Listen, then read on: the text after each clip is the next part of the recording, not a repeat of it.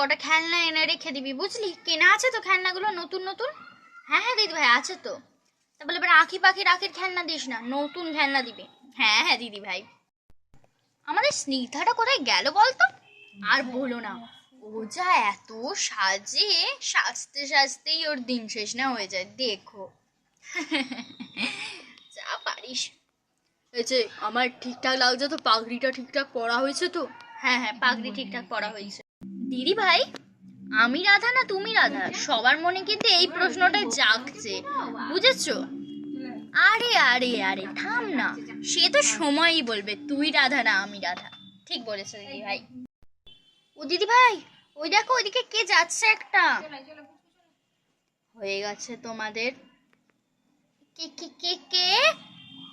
আরে দিদি ভাই, আমি গো। কি সব সাজিয়ে দিয়েছো তোমরা, আমাকে ভূত লাগছে, একটা শাকচুন্নি লাগছে। না না, তুই এরকম ভাবে ঘোর বাবা।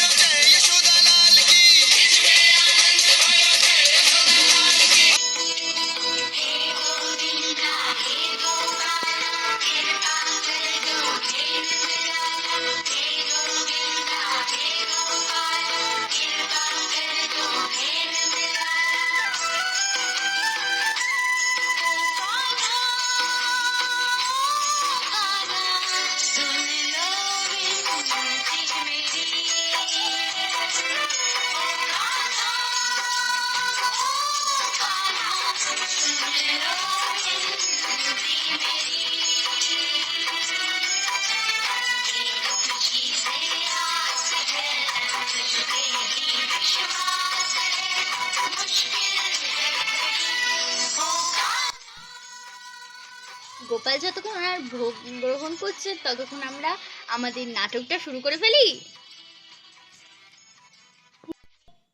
আজ আমরা দেখে নেব সচক্ষে কৃষ্ণলীলা।